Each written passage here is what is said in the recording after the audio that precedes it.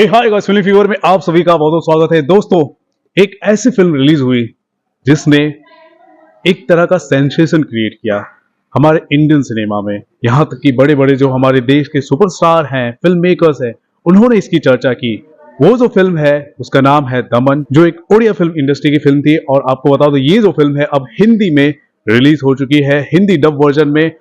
और इस फिल्म के जो क्रिएटर्स हैं, मेकर्स हैं, डायरेक्टर्स हैं, मेरे साथ हैं विशाल मौर्य जी और देवी प्रसाद लेंका जी।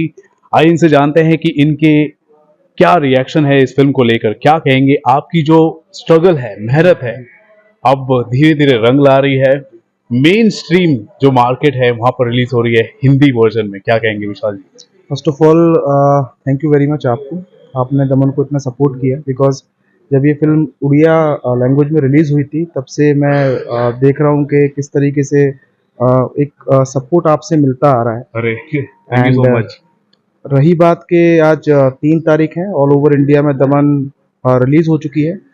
मैं बोलूँगा कि first of all it's very historic and emotional moment for us, and not only for me and Devi but for the entire Odisha. This is a historic moment because एक पिक्चर को उड़ीसा से निकाल के नेशनल लेवल पे लाना और उसका poster को यहाँ पे इन्फिनिटी मॉल में मुंबई में देखना, उड़िया पिक्चर के पोस्टर को, ये हम लोग तो बहुत इमोशनल हो गए। जब हम यहाँ पे मुंबई आए तो होटल में चेक इन करने के पहले मैं जा रहा था तो इन्फिनिटी के साइड से होके निकल रहा था, अचानक मेरी नज़र पड़ी ऊपर। और सडनली वो हम बोर्ड लोगों था। ने ऑटो, वो बोर्ड था दमन का, मैं और देवी वहाँ रुके and we got very emotional. और हम लोगों ने, मैं हम लोगों का एक बताऊं कि 10 साल से साथ में है, एक जर्नी है, 10 साल की मेहनत है। एक कभी सोचा करते थे जब मुंबई में जॉब करते थे ना, तो मैं अलग जगह जॉब करता था, देवी अलग जगह जॉब करता था। जब हम मिले तो दोनों का एक मोटिवेशन था कि एक पिक्चर बनाएंगे, और वही एक चीज है जिसकी वजह से हम लोग आज भी साथ में हैं और 10 साल से हैं। तो वो एक जो फोकस था हमारा, सपना था, उसको आज जब हम इन्फिनिटी मॉल के ऊपर एज ए पोस्टर देख रहे थे, वी गॉट वेरी इमोशनल। और आज जब यहाँ पे दमन देख रहे हैं, लोगों का रिस्पांस देख रहे हैं, तो बहुत अच्छा लग रहा है। Right right. क्या कहेंगे देवी जी? हमने तो ये सुना कि फिल्म का जो बजट है अराउंड 1 करोड़ भी नहीं है, 1 करोड़ से भी कम है। इतने कम बजट में इतनी महत्वाकांक्षी तरीके से आपने फिल्म को शूट किया, वो मतलब इस तरह की प्रेरणा आपको कहाँ से मिल रही एक्चुअली एक सपना और एक इच्छा शक्ति, ये दो के वजह से ही बना पाए। देखिए, जैसे उड़ीसा इंडस्ट्री में ना बजट बहुत कम रहता है, बहुत ही कम। तो हम दोनों सोचे कि अगर मूवी बनाएंगे, अगर इस तरह से कम बजट के मूवी में हम हर वक्त क्या सोचते हैं कि ये नहीं है, ये नहीं है, हमें वो नहीं मिल रहा है, तो कैसे बना पाएंगे। फिर हम दोनों सोचे कि एक बार तो बनाना पड़ेगा यार, कुछ भी हो जाए। भले ही आर्टिस्ट कहीं से बुला के ले आएंगे, बोलेंगे कि भाई हम पैसा नहीं दे पाएंगे, थोड़ा सा एक्टिंग कर लो, है? ऐसे करके बोले कि कुछ तो बनाएंगे। इस तरह आपने लोगों को कन्विंस किया। और हमने तो ये भी बात सुना है कि इस फिल्म के अंदर जो एक्टर्स हैं बेसिकली अराउंड 70% नॉन एक्टर्स है। यस, 90%। 90%। बाबूसान दीपोनित जो है वो भुवनेश्वर में ही रहते हैं और एक्टिंग करते हैं। बाकी जो लोग हैं वो सब कोरापुट के हैं, मतलब सोचिए 600 किलोमीटर दूर वो रहते हैं। और कभी कभी थिएटर को ही करता है, नहीं तो कहीं पे एक्टिंग नहीं किया है। जैसे आप अगर देखेंगे, वो जो डमरू का कैरेक्टर है, बच्ची को लेके आना, हाँ हाँ। उसका एक दुकान है जहाँ से शायद वो महीने का 2-3 हज़ार रुपया कमाता होगा। एक वड़ा का दुकान है, ठीक है।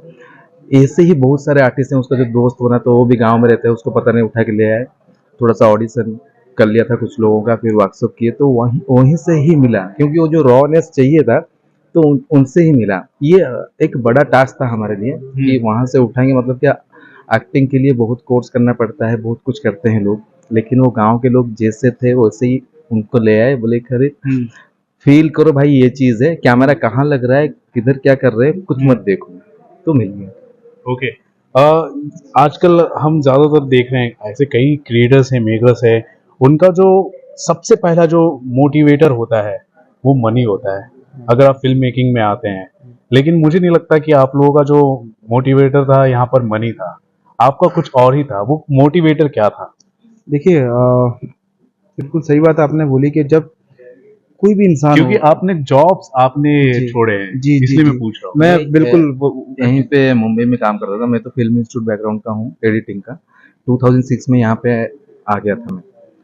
तो डायरेक्शन के लिए आया था, लेकिन मिला नहीं, तो एडिटिंग में घुस गया और 4 साल तक अलग-अलग चैनल में जॉब करता था, जैसे E24, ज़ूम हो गया, ज़ी हो गया, ऐसे किया। फिर 2010 में हम दोनों मिले। जी। फिर उसके बाद ये जो प्लान जैसे विशाल बोल रहा था, फिर किए। लेकिन पहला चीज़ था कि यार कोई एक मूवी ऐसा बनाएंगे जो उड़ीसा से बाहर जाए, ये बाउंड्रीज को तोड़े, क्योंकि हमने हर लैंग्वेज को देख लिया कि बाहर आके नाम कर रहे हैं और जी। फिर अपनी अपनी जो लोकल चीज़ें वो दिखा रहे हैं।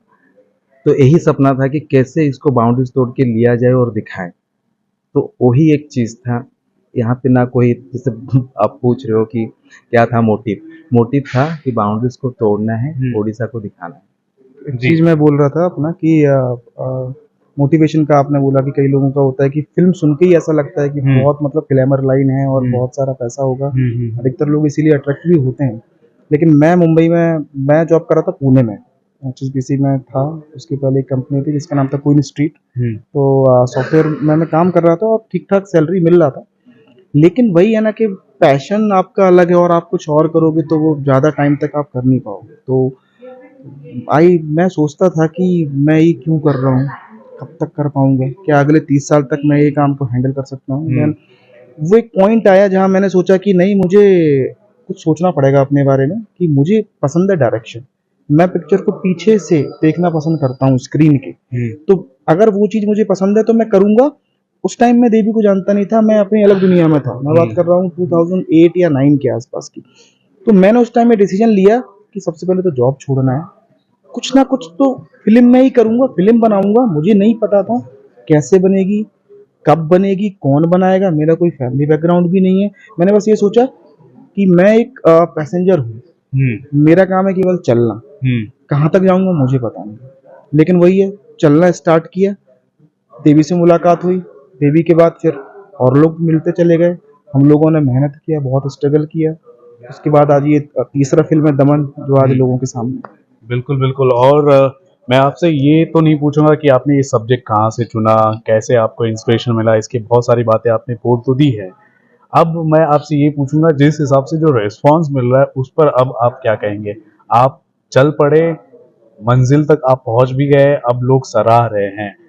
चलिए उसके बारे में भी बोलिए, उसके बाद अब और क्या, उसके बारे में भी बोलिएगा। देखिए, आज पिक्चर ऑल इंडिया रिलीज हो गई है एंड आपको मतलब रियली एक चीज़ बोलना चाहता हूँ कि हमारा काम एज ए मेकर यही होता है कि पिक्चर को अच्छे से बनाएं और जो हमारा प्रोडक्ट है वो आगे लोगों को डिस्प्ले के सामने रख दें। वो हमने ईमानदारी से जितनी कर सकते मैं थे इसको कोशिश प्रोडक्ट की नहीं है। बोलूंगा, मैं इसको एक इमोशन बोलूंगा। नहीं, this is a emotion, obviously it's a emotion. जो है वो एक इमोशन तो है ही हमारे लिए।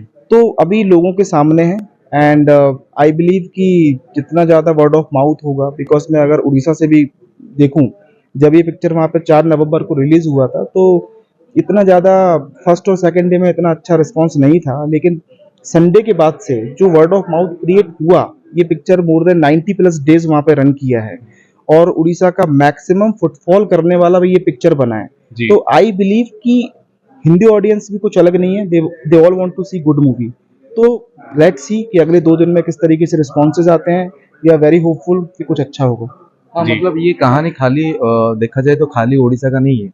ये इंडिया में ना हर जगह का कहानी है। इंटीरियर एरिया हर जगह, हर स्टेट में रहता है।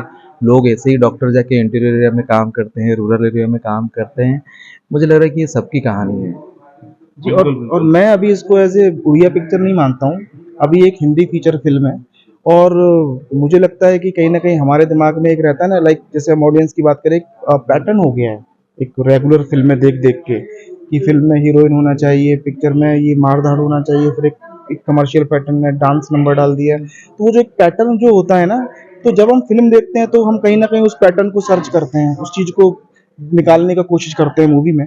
लेकिन मैं यही रिक्वेस्ट करूंगा, अपील करूंगा जो भी ऑडियंस आपको सुन रही है, कि ये एक अलग, यूनिक एंड थोड़ा सा आपको डिफरेंट एक टेस्ट देगा। अलग थोड़ा सा आपका जो फ्लेवर है फिल्म देखने का उसको चेंज करेगा। आप उड़ीसा के बारे में जानेंगे, वहाँ की स्टोरी के बारे में जानेंगे।